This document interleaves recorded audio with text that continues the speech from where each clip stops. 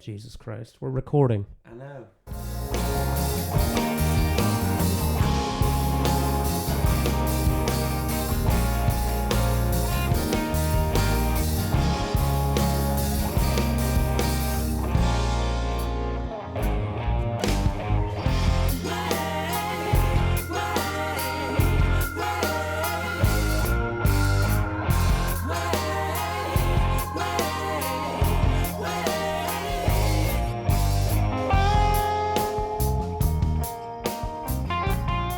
Welcome back, everybody. This is Not After What Happened. I'm Johnny Camacho. Austin Gilbert.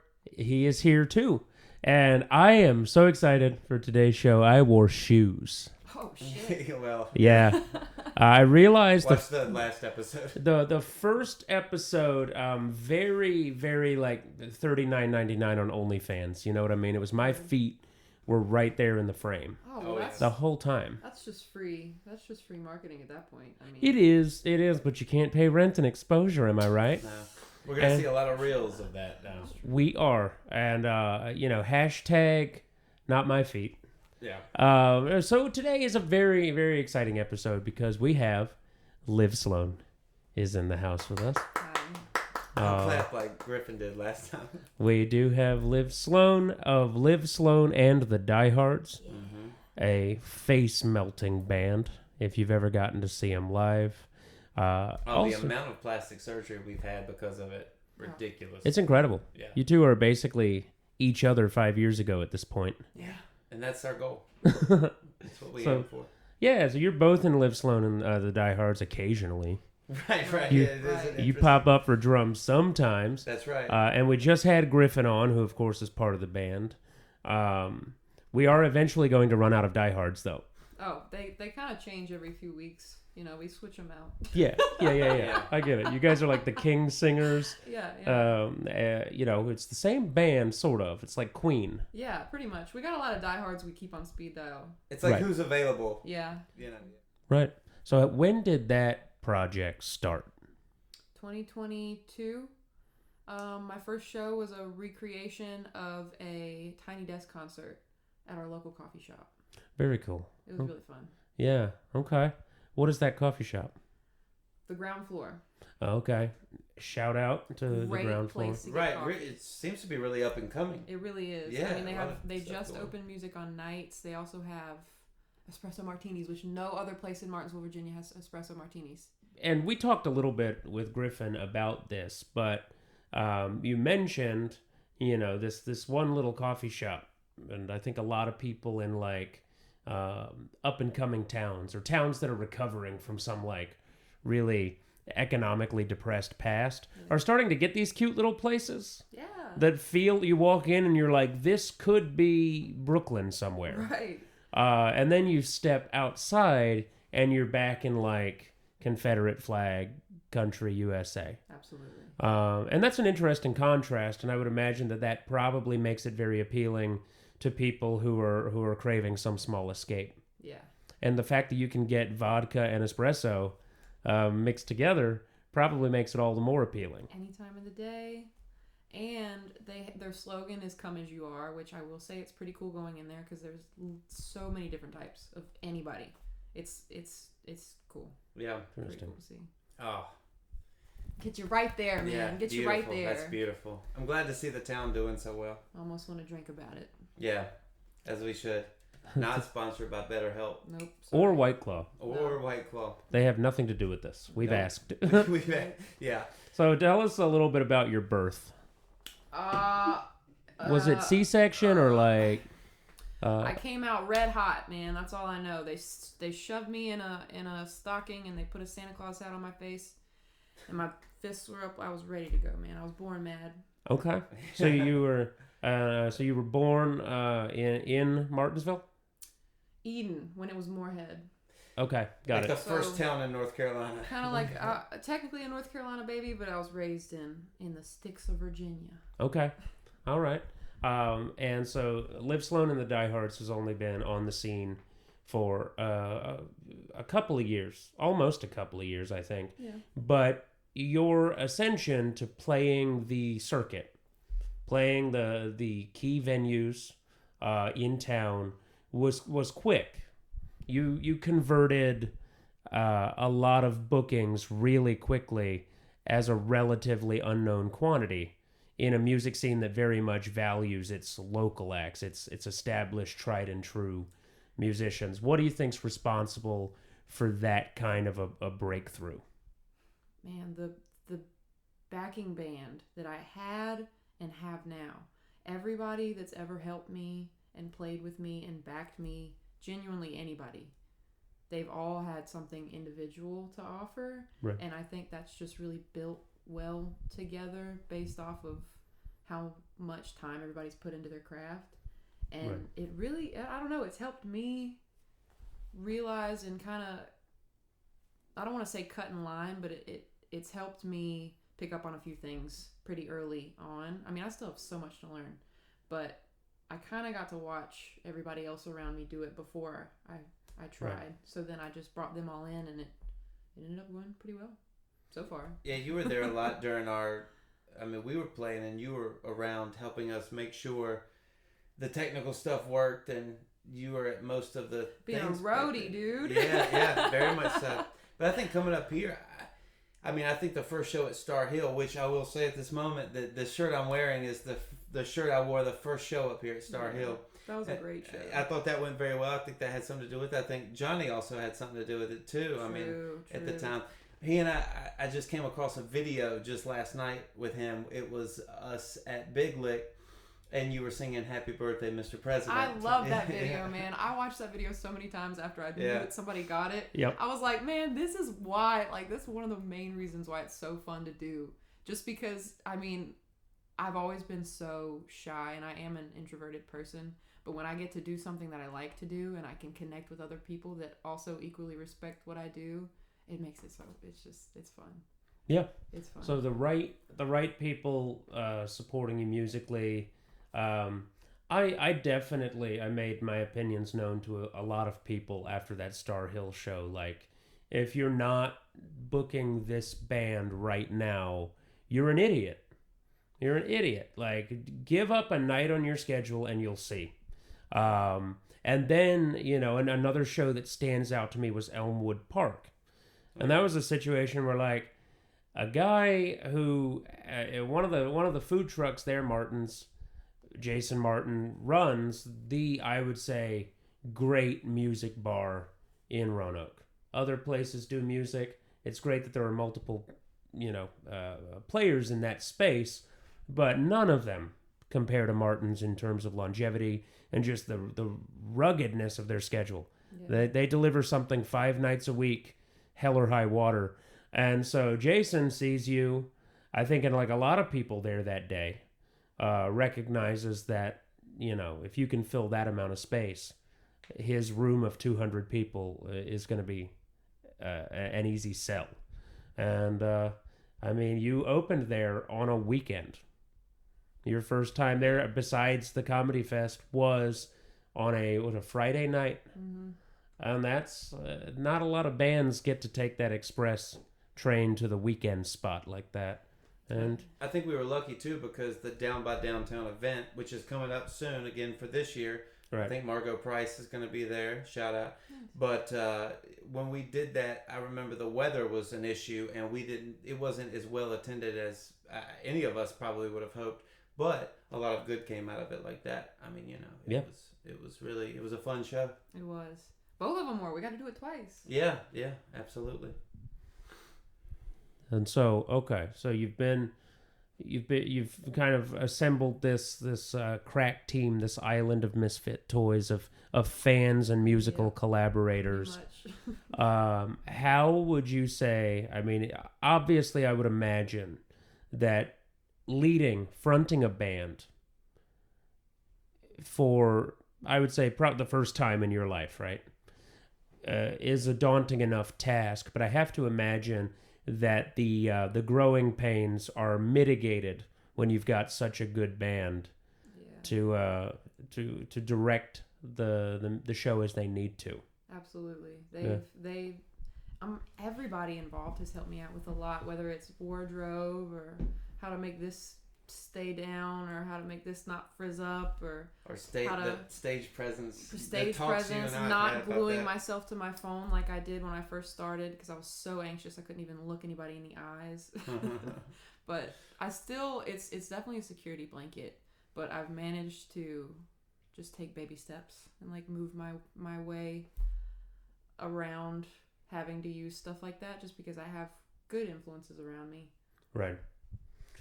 And there is such a tendency, and it's a human tendency, to look for some kind of, anchor point, some sort of security blanket.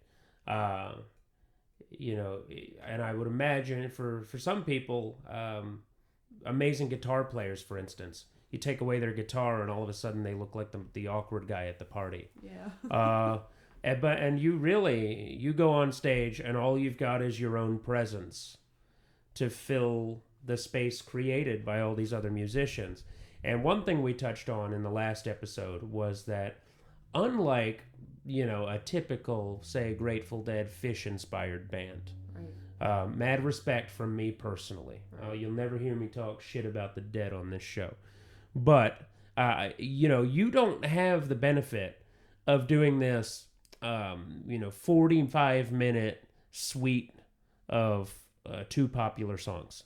Yeah. Right? You're not jamming out and living in a song for that long. And so when you do 3 hours, you have to have 3 to 5 minute songs to fill that 3 hours. It's a lot of music. And I think we touched on that with Griffin, which was the fact of the difference is, I think that Griffin and I, the band could jam all day, but when you do have a set list like we have, where it's, whatever it is, Sex on Fire or to Marilyn Monroe to Led Zeppelin, you have to be ready for the next transition immediately, and it's going to sound probably nothing like the song before it. Whereas if you're doing, like an Allman Brothers tribute or a Dead tribute, you're going to have this sequence of things that have the same style, at least to them. Whereas one song is not like the next, usually ever. Yeah. Which keeps you on your toes. You have to do it very well, very quickly. And I think that's my biggest anxiety during a show. I think it's probably all of ours. Yeah, I can humbly say that my music taste is pretty crazy, I guess. It's pretty all over the place. Even the stuff that we don't do, is different than what we bring in. And I guess that's one thing that's kind of made me stand out a little more. It's, in my eyes, connected me to more people that like a bunch of different stuff. And they'll come up to me and be like, hey, I know that song that you did. I can't believe you know that song. Or it'll be, the next person will be a completely different, the Down in Mexico. Yeah. I get that one every now and then from the Quentin Tarantino movie. And it's fun. But at the same time, there's definitely a pattern of what I think people like in the area and what they've been exposed to. And that style of music is really, really popular, especially around the festivals, and it's fun. It's great. It's not the same thing as what I do. Right. So it's kind of hard to feel like I can fit in sometimes, just because my list of things, I've been pretty open about having trouble settling down sometimes. Because like for the upcoming gig, I brought in a Sublime song just out of nowhere, and it's one that not a lot of people have heard, but it's fun, and I feel like we could do it, and I feel like we could do a good job. That's really all I focus on when it comes to the set list. And you do maximize your chances of catching somebody's intent interest. And we've all had the experience of being at a bar with the band being a noise machine, right? But then they do that one song. They hit you with something from the furthest depths of your Spotify playlist. Yeah.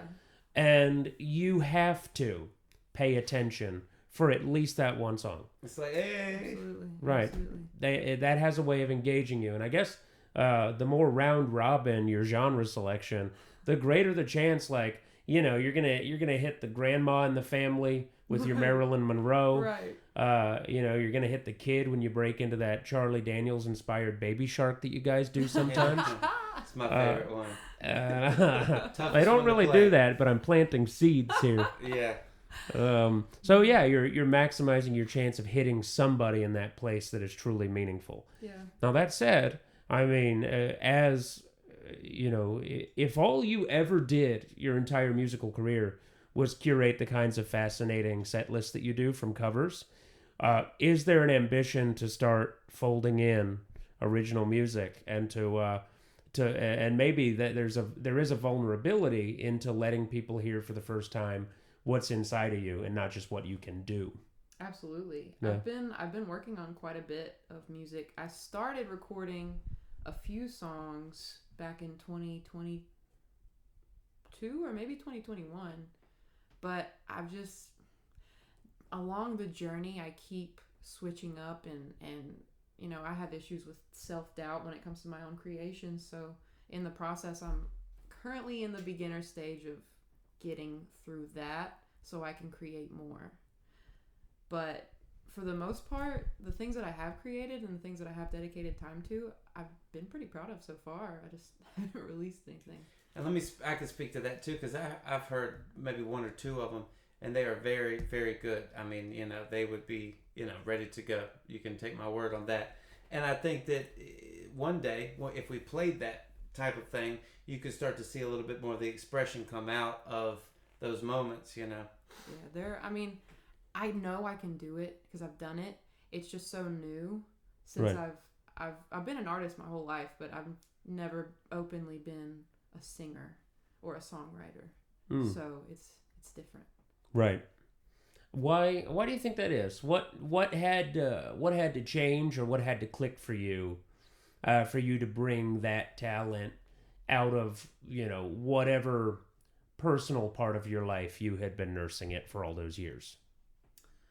I was watching Austin Gilbert and all of his friends on stage playing music like 5, 6, I don't know how many years ago.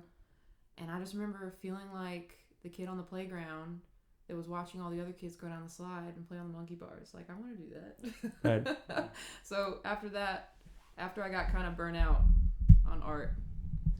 It's good to know that we inspired one person. No, for real. That's on my mama. Oh, but I'm glad I've never heard that. Yeah, I just, you know, visual art's a lot different. Visual art's really easy to hide behind, but I kind of got tired of doing that. Because you do have a knack for it. I mean, you can draw, you paint, you have a very strong sense of aesthetic.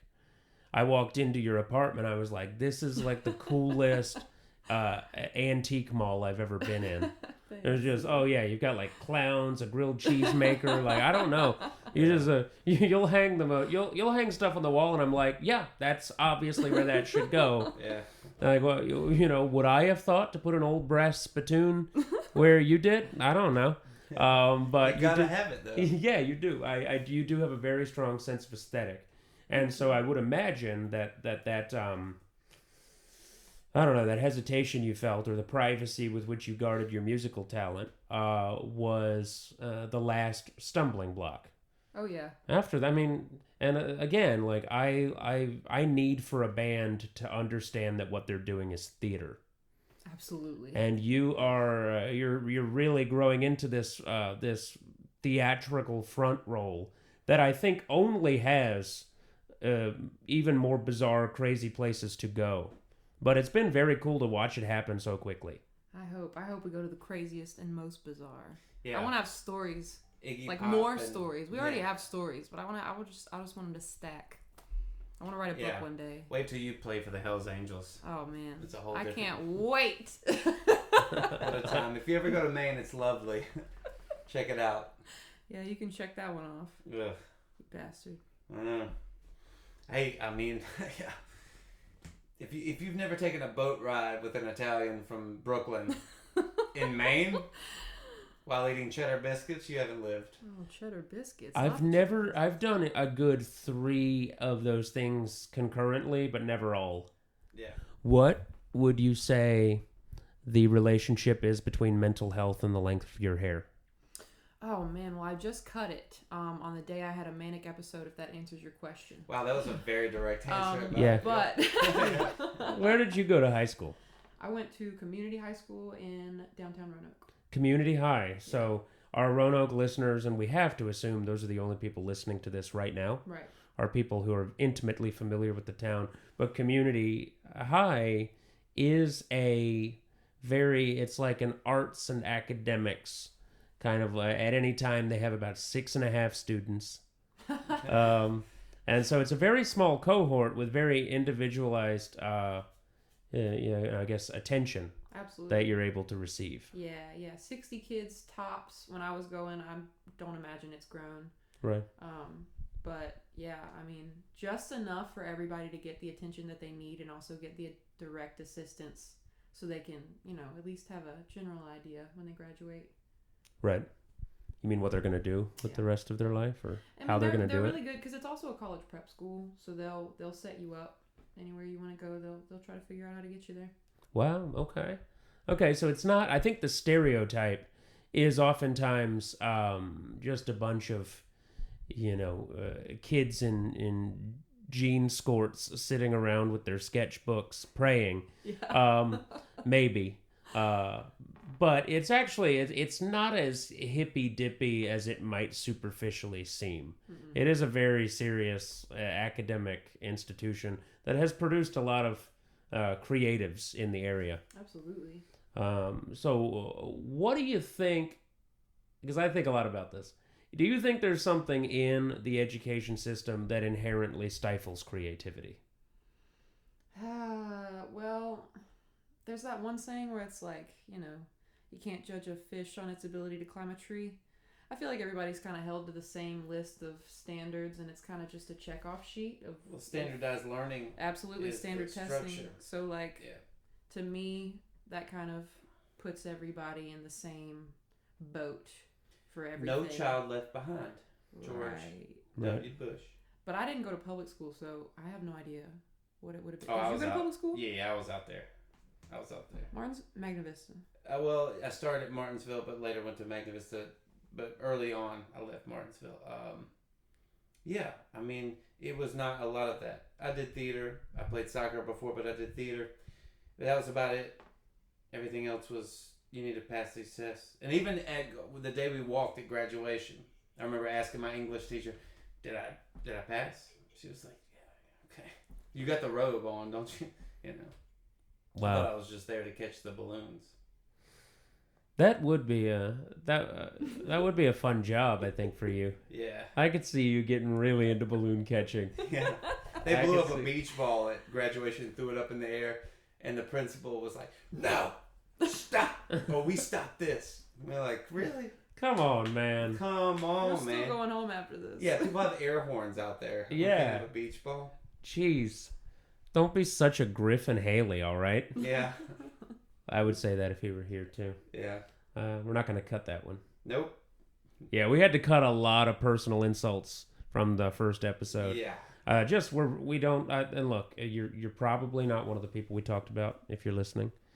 But Probably. Yeah. But maybe you are, in which case we were thinking about your feelings. But we talk a lot of shit on this podcast.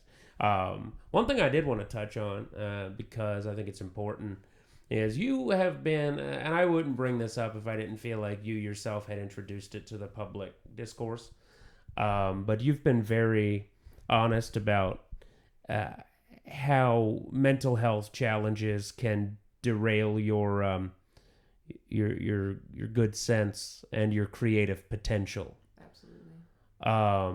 And I deal with that too. I mean, there are entire eras of my life that could have been so much more fruitful and productive and rewarding had I just been able to get through to get through some of the shit that happens in my brain with no input from me.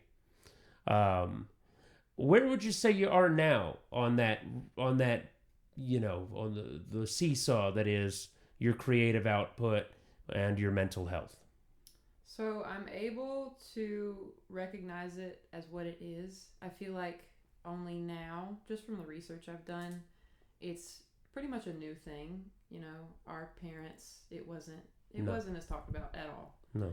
So, it's really easy for the older generation or just anyone who agrees to to see it as something other than just an illness, which Right. is what it is. It's just in your head. Right. So I feel like the more I can kind of talk about it, the more I can maybe use it, which is what I've been doing to create. Instead of letting it be a threat, I let it be an indicator of progress. Right. Instead of a threat, it's more of like a challenge. So I feel like it's just something you can use to your best ability, and talking about it and using it to create makes it seem less of like a weird thing, because it's not. It's actually pretty common. People just we're getting there. People are getting okay with talking about stuff like that. It also externalizes it in a way that probably makes it easier to do that. I mean, the whole ideal of meditation is not that you no longer have the thoughts or can shut them down. It's that you can observe them for what they are, and move on with your life. Mm-hmm. Move on with them. Move on to the next moment, and acknowledge that it is a thought, but only that. Yeah. And being able to externalize it, whether that's journaling about it or talking about it in a public way or using it as a substrate for whatever your creative endeavor might be, is probably a very good way of putting it in the right perspective. And one lucky winner tonight will be Do going. I get a new car? No, you might get like half a jar of pickles. Half? Yeah, I'm gonna keep half for myself because I like pickles. But What the fuck, man? I know. But listen, Here's the episode name. next time I go to Sam's Club, I'll hit you up. we can roll down the aisle. Won't. I can just. You're gonna send me home with half a jar and what? Like? I'll maybe wrap it in some tin foil. Oh, that's so nice. They are highly pickled, though. They are very pickled. Yeah. So I don't know. I feel like that's the maybe the not the least I could do, but close to it. I mean, I'll definitely snack on them on the way home. Yeah. Let's see. I like that. Okay. So, Austin, as an incredibly mentally ill person yourself, Yeah.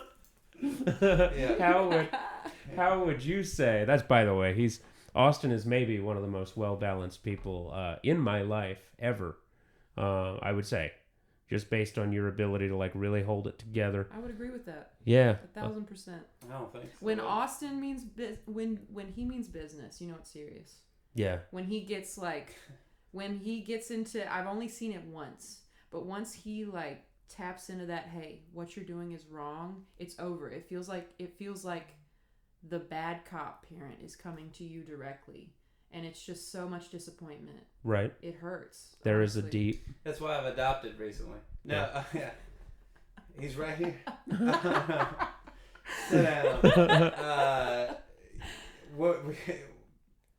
As a mentally ill person, what? As a mentally ill person, you adopted a child? Right.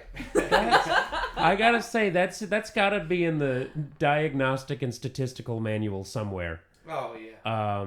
I think maybe in about 20 years we'll be having our kids diagnosed with Gilbert's disease. Yeah. Sorry, Dad. Right.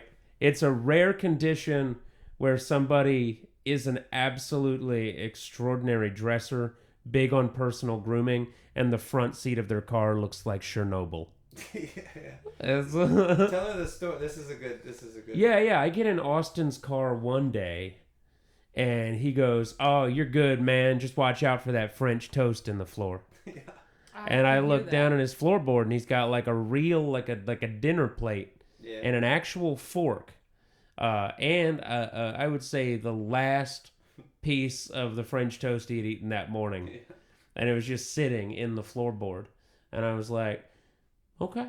But now, I mean, I had a lot to do that day. Lots to do. I know, but I just like the fact that it's still a proper dining experience with real silverware, even when you're going 60. Yeah.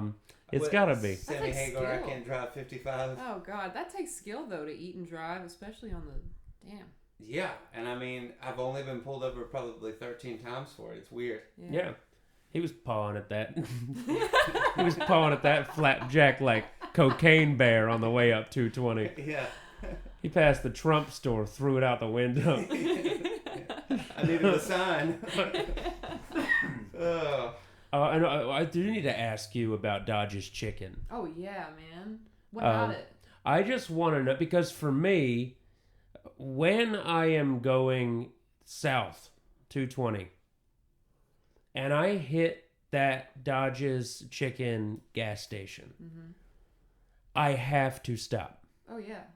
I have to. Now, what is your regular go-to food item at Dodge's Chicken? Pizza sticks, number one. The pizza sticks you're done. You get a pizza stick, you're not, I don't condone drinking and driving. Maybe your friend's driving. Right. You're a little sloshed. 2 to 3 pizza sticks, you're good. Bottle of water, you're all right. You're in the clear.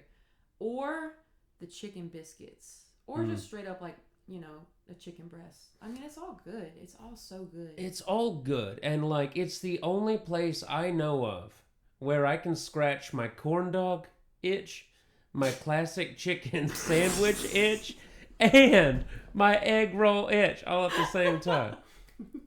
Yeah, that's what I was thinking. Oh, man. It's the only place. You got the corn dog, egg roll, and a chicken sandwich. If you got the corn dog itch.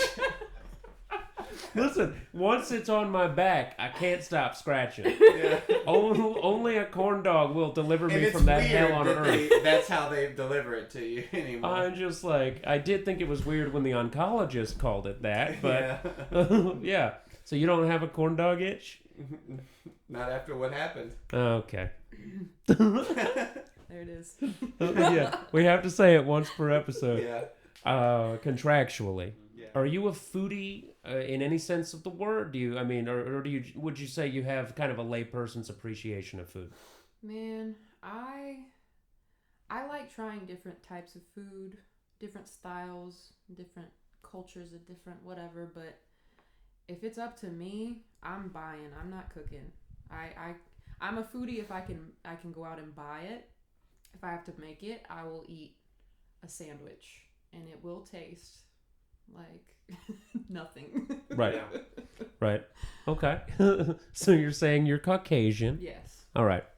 I understand. Absolutely. I understand. And I'm maybe a little bit more. I'm definitely more of a gourmand, I'd say, probably than you are. Word, yeah. And Austin, if Austin didn't have to eat in a day to not die, I don't know if you would some days. Right. Yeah. I think you are truly, food is a means to an end for you. Whereas to me, it is the salve for the ever-deepening pit in my soul. We all like watching you cook, though. Oh, yeah. Yeah, you like to watch? Nobody can beat a 5-pound brisket like Johnny. Okay, now I'm not gonna believe it until I have some. Okay. Well, yeah. Dan, make it happen. Executive producer Dan. Yeah, Is that paid way too much. Desk? Yeah. Well, he was. Yeah, earlier. Yeah. We told him before every episode. Yeah, we told him not to go down there anymore because it just looks inappropriate when a guest walks in. We got a guy camped out under the desk. Halfway through the episode, he just gets out. Yeah, we don't like so it. We let him out now. Yeah, we pay him in Arby's gift cards. Yeah. I dropped him a quarter. He was pinching my ankles. Yeah. He'll do more for 50 cents. Yeah. Damn. Yeah. Who wouldn't? Well, I've done worse for less. Anyway. That's the name of the episode. Something strange for some change. But that's the name of the episode right there. Some strange for the change. Now that's gonna look strange as a thumbnail without context of the episode. An interview with Liv Sloan. Yes. Now, is your real name a secret, or we haven't really talked about that? No, I just updated on Facebook. And I just found it out like 2 months ago. Yeah, so I've known you 5 years. It's Olivia Sloan Martin. So some people call me Liv, and I just shorten it to Liv Sloan. I'm like, I can use my middle name. I used to hate my middle name, but now that I'm older and I don't have other kids to make fun of me for my middle name, I'm like, hey, I like my middle name. Right. So I just stuck it on the end. It's actually a toilet brand named Sloan. You ever seen it? Oh, yeah. Oh, every time I see it, I think about you. Oh, that's so sweet. I think about me too when I see those. Okay. I'm like, oh, that's my middle name. Yeah, I'm about to get shit. When I eat crackers, sometimes I think about me, as long as you don't have Lance. Is it the salt? No, so my brand is competing hard and not winning. Austin Crackers. Yeah, you're covering some new ground tonight. Yeah. I don't know that we knew any of this about you. Yeah, no, yeah. And I forgot about Griffin when he was here. Weird. That's no, I love it. Griffin and I are like brothers that never met. Yeah. Yeah, your brothers that found each other through some sort of like 23andMe accident. Yeah.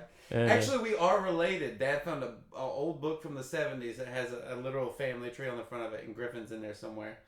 I mean, he's like hiding in the branches, but that's like that scene with Jack Nicholson from the fucking Shining. It's like you look at there at the end and he's there the whole time. That's wild. Yeah. How is he related? I don't know. It's further back. Are you guys cousins? Somehow. Wow. But that's the dangers of where we come from. Yeah. I mean, the reality of growing up in a small place. You said Bassett has like 900 people. Yep, 900. Yeah, and Bath County is huge, though.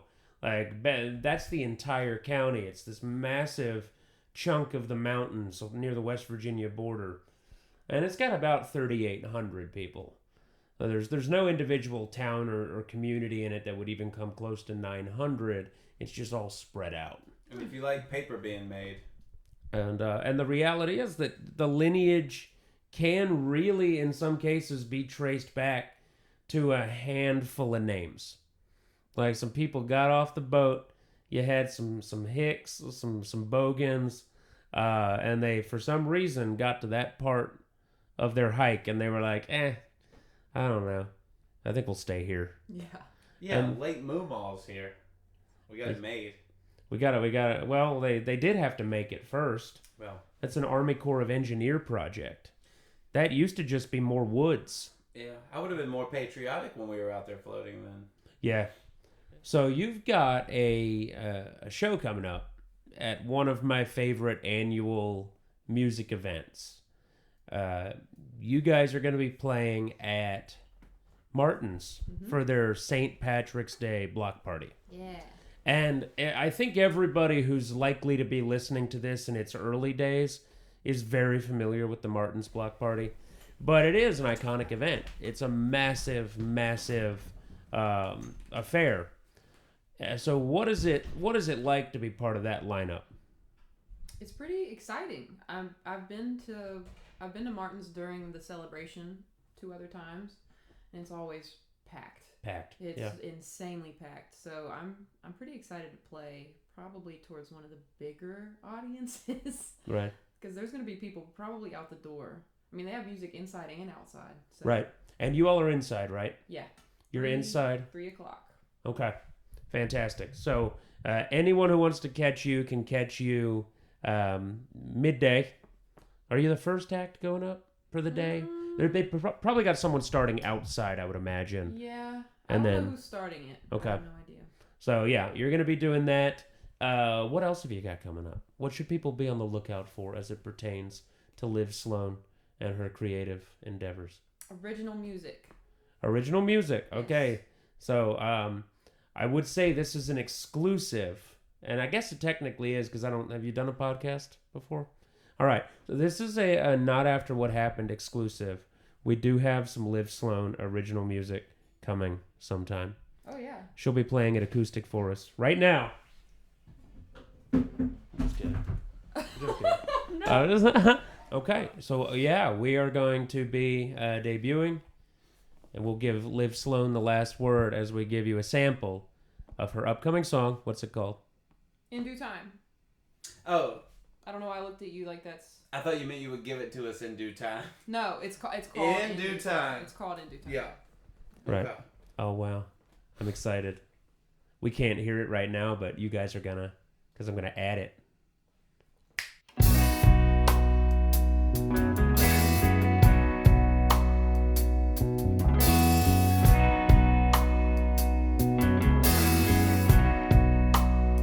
Is it selfish to end it? Can I reap what I sow? Is my heart fully in it? Where's the worst it could go? Waste my breath on an answer, strain my mind for a sign. Is it a heartache or cancer? At the least I feel fine. The chance you take in a pool or the ocean. My feet are wet any time of the season. In the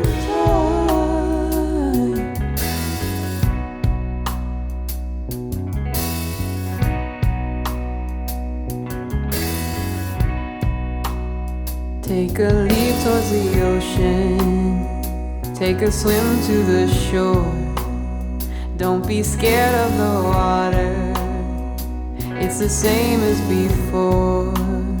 When the sun goes on sinking and the moon hangs around, I'm at peace with my breathing. I'm a soul full of sound. It sounds the same, save your breath while you're under. It's hard to hear with your head underwater. In due time.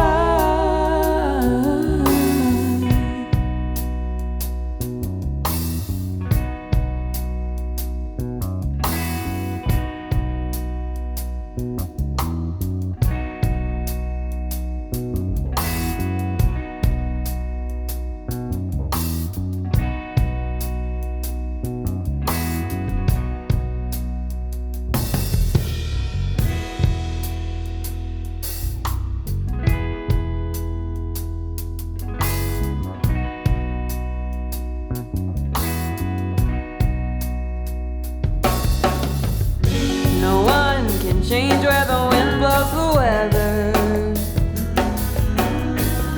The sun is shining, I'm light as a feather. In due time.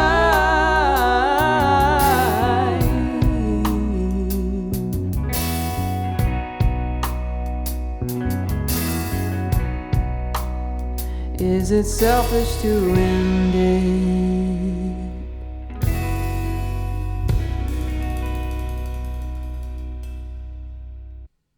Okay. And great job. What a song. Wow. Thank you. Wow. Thank you. Beautiful. That feels so naughty. In due time. In due time. In due time. Not after what happened. Yeah. Not after what happened. Too Oh. many things have happened. Anyway, next week we're going to be joined by, I don't know who yet, probably Seth Custer or something. Yeah. Thanks, Seth.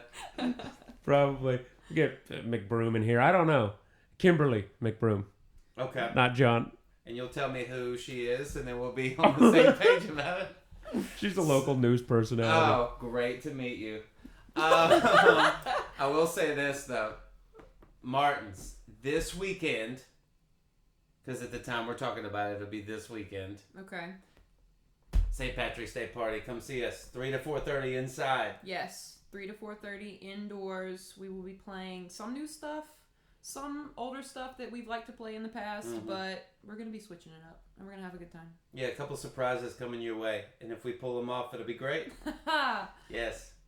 Thank you for joining us this week on Not after what happened. We're getting better at that. Yes, now you say it. Not after what happened? Thank you. Thank you very much to Liv Sloan for being here Thank today. you guys. We'll see you at home. Yay. Dan, cut it up. Dan! God, somebody check on him. Get her the pickles.